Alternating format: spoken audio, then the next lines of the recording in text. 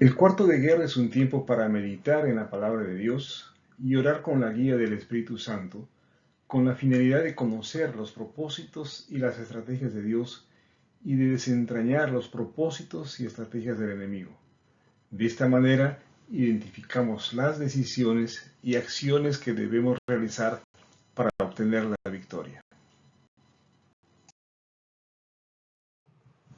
Más tarde, Jesús se sentó en el monte de los olivos. Sus discípulos se le acercaron en privado y le dijeron: Dinos, ¿cuándo sucederá todo esto? ¿Qué señal marcará tu regreso y el fin del mundo?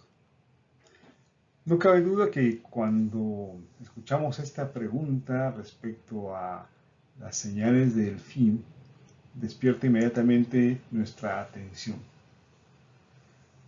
Sin embargo, yo quisiera que no perdamos el foco de la reflexión que estamos haciendo respecto a la lucha espiritual que hay en torno al propósito de vida. Habíamos mencionado que el propósito de vida es clave para nosotros porque nos permite encontrarle o darle sentido a nuestra vida, encontrar una realización y al mismo tiempo ser partícipes del cumplimiento del plan de Dios para con nosotros y para con la humanidad. Por lo tanto, la lucha espiritual lo que va a buscar es que no entendamos cuál es nuestro propósito, o si lo entendemos, que no vivamos conforme a ese propósito, y finalmente, que no logremos culminar ese propósito. Bien, entonces, cuando hablamos de las señales del fin, cuando hablamos de este contexto de los últimos tiempos, esa lucha espiritual va a ser mucho más intensa aún. Recordemos que nos escribía Pablo diciendo que primero se iba a desatar el misterio de la iniquidad, es decir, una gran campaña de mentira y de confusión que llevaría a la apostasía. Es decir, que mucha gente, muchos creyentes se apartarían de su fe, ¿no? Entonces, ese es el propósito de esta lucha, que nos apartemos, que perdamos la visión, que perdamos la fe y la seguridad en el propósito, y que finalmente no actuemos para cumplir con ese propósito. Bien, entonces veamos qué es lo que responde Jesús a sus discípulos, pero desde esta perspectiva de la lucha espiritual en torno a nuestro propósito.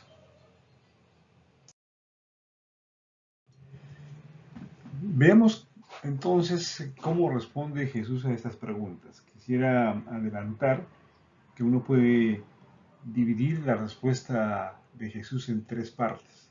La primera, que se refiere al comienzo de estos últimos tiempos. La segunda, la que podemos llamar una etapa intermedia. Y finalmente las cosas que sucederán en el fin. Son tres secciones, ¿no? Para efectos de la reflexión que estamos haciendo, vamos a concentrarnos en las dos primeras y desde ya invito a que estudien la tercera parte en este libro de Mateo capítulo 24. Bien, yendo directamente a las respuestas, el Señor dice que en el comienzo, ¿no? Estas son las señales que habrán en el comienzo, y señala cuatro cosas.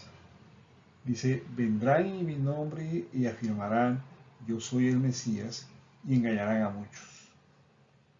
¿Sí? Acá hay un primer elemento, ¿no?, que está centrado en el engaño. Muchos Mesías.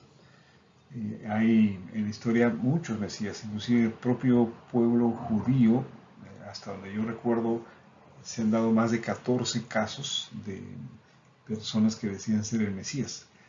Y uno, pues creo que pierde la cuenta de cuántos otros casos hay de este tipo de engaños. La segunda es guerras y amenazas de guerras. Pero dice el Señor: no se dejen llevar por el pánico. Una nación entrará en guerra con otro reino, es la tercera señal. Y la cuarta, hambres y terremotos en muchas partes del mundo. Pero añade en dos porciones de este pasaje de Mateo 24, del 4 al 8, que dice: pero el fin no vendrá inmediatamente después. Ojo con esa frase: el fin no vendrá inmediatamente después de estas señales. Y lo que dice luego es: todo esto es señal es solo el comienzo de dolores de parto. Luego vendrán más. ¿Bien? Por eso le llamamos esto al comienzo. En esta etapa es importante nuevamente desde el punto de vista estratégico darse cuenta cuál es el propósito de los ataques del enemigo. Y acá las hemos señalado en color rojo. Primero, el engaño, ¿no? El misterio de la iniquidad. La iniquidad es engaño.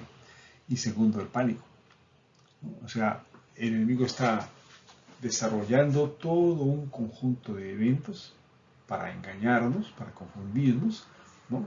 Generando falsos mesías a los cuales la gente va a seguir. Y en segundo lugar, va sembrando el miedo. Ambas cosas, ambos efectos son importantes para lo que él se propone en la siguiente etapa.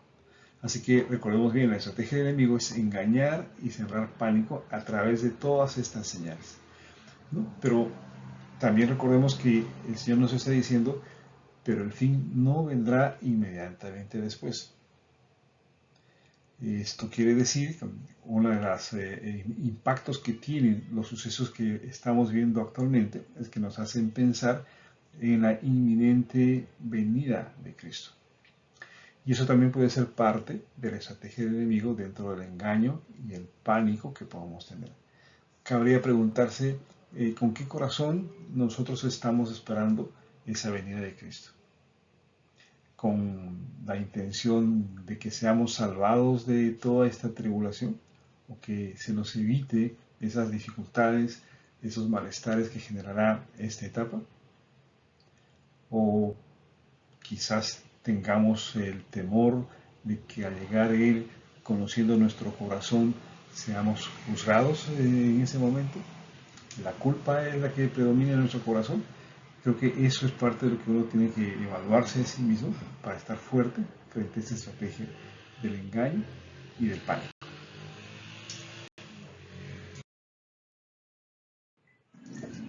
Bien, Jesús cierra las señales de la primera etapa, del inicio, diciendo que esto solamente es el comienzo de los dolores de parto y luego vendrán más.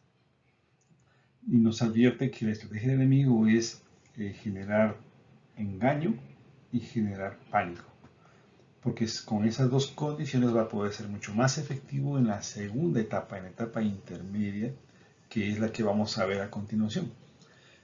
Recordemos entonces que la mejor forma de enfrentar las señales de esa etapa inicial es no pensar, repito, no pensar que esas son señales de que el Señor viene pronto, porque todavía falta la segunda parte, que a mi juicio es peor que la primera.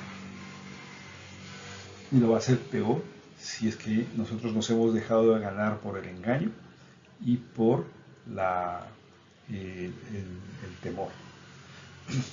Mire lo que dice, señalando o puntualizando los temas que plantea Jesús como señales en esta etapa intermedia. Dice, número 1, los arrestarán, los perseguirán y los matarán. Repito, los arrestarán, los perseguirán y los matarán. Punto número 2, en todo el mundo los odiarán por ser mis seguidores. En todo el mundo los odiarán por ser mis seguidores. Al leer esto, quizás ya nos estemos ubicando en el tránsito, o que estamos en el tránsito a esta etapa intermedia, porque vemos cada vez más señales, más evidencias de estos dos primeros puntos: el ser arrestados, el ser perseguidos, el ser matados. Nos han venido noticias de otros países, de la propia América, en donde está sucediendo eso. Vemos que la expansión o el establecimiento de ideas comunistas, de ideas del socialismo del siglo XXI, tienen ese contenido, ¿no? Pero el punto culminante lo dice el punto número 2. Todo el mundo los odiará por ser mis seguidores, ¿no? Ahora estamos viendo manifestaciones parciales de esa persecución o de ese odio al cristiano.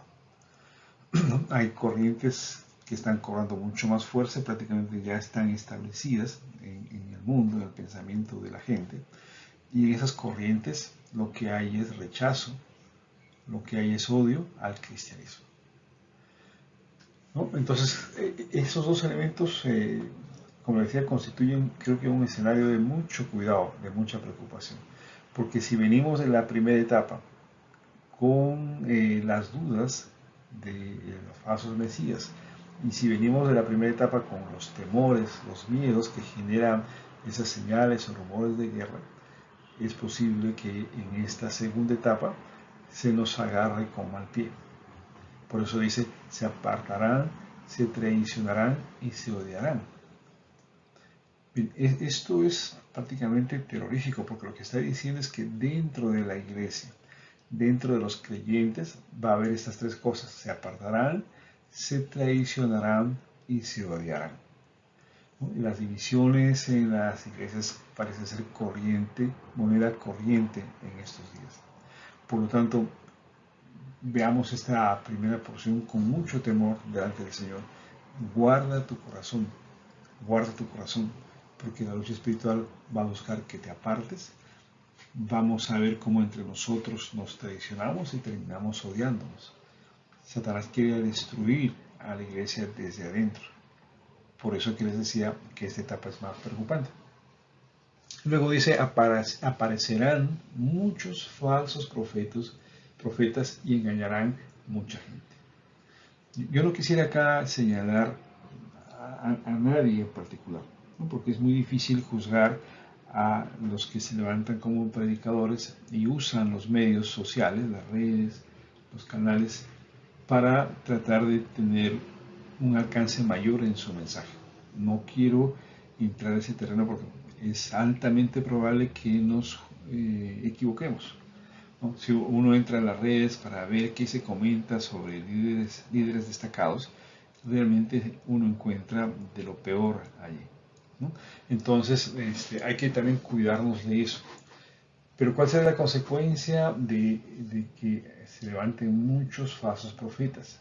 ¿No? Recordemos también en 1 de Juan, cuando habla del anticristo, nos dice que el anticristo sale de nosotros, sale de la iglesia. Posiblemente muchos predicadores que se han formado dentro de la iglesia se levantan como predicadores falsos y engañan a mucha gente. Entonces, ¿qué es lo que se va a vivir dentro de ese entorno de la falsedad y del engaño? Obviamente se van a relajar la vigilancia sobre el pecado y va a abundar, se va a maltratar, mal utilizar el amor y muchos se enfriarán. Por lo tanto, es muy importante que seamos vigilantes, celosos de cómo es que dentro de la iglesia nos basamos en la palabra de Dios y en la guía del Espíritu Santo, y cómo detectar rápidamente si sobre esa misión, sobre ese mensaje o sobre ese mandato que hemos recibido se empieza a sobreponer, se empieza a imponer el yo, el ego, ¿no? Entonces, vigilancia muy clara, querida familia, porque los predicadores desarrollan el arte del convencimiento, desarrollan la capacidad de camuflar sus verdaderas intenciones y por lo tanto tienen esa capacidad para engañar. Mucho cuidado con eso, querida familia. ¿Qué aconseja el Señor en esos tiempos? Repito, los tiempos van a ser más difíciles porque nos arrestarán, nos perseguirán, nos matarán, todo el mundo nos odiará. Eso es desde afuera. Y desde adentro veremos que muchos creyentes se levantan como falsos profetas engañando a la gente, ¿no? Engañando a la gente, yo lo resumiría en una palabra, ¿no? Y es que presentan en la palabra el mensaje de Dios, pero con un propósito o con un beneficio personal. No le dan la adecuada gloria al Señor. Frente a ello dice entonces, pero el que se mantenga firme hasta el fin será salvo. Es decir, el consejo que nos está dando Dios es muy sencillo: mantente firme. ¿Hasta cuándo? Hasta el fin. No sé, que tu determinación, que tu firmeza no tenga fecha de caducidad. No puedes darte el lujo de decir ahora descanso, me dejo de mantener firme, me relajo. No. Nos están mandando a mantenernos hasta el fin, para ser salvos. Entonces, acá ya se está vinculando con el propósito de vida. O sea, mantengámonos firmes en ese propósito de vida. Repito, hay tres condiciones: conocer el propósito, vivir el propósito y alcanzar el propósito. Entonces necesitamos en esta etapa ya estar claramente en la situación de vivir ese propósito y trabajar por alcanzarlo. Es importante que nos despertemos y definamos eso claramente. ¿Cuál es mi propósito? Y hay algo más, dice, y se predicará la buena noticia acerca del reino por todo el mundo, de manera que todas las naciones la oirán y entonces será el fin. Bueno, queremos en la primera parte, nos está diciendo que así como va a haber más persecución, más matanza, arrestos, odio, también se está generando la posibilidad y los medios para que la buena noticia sea predicada a todo el mundo.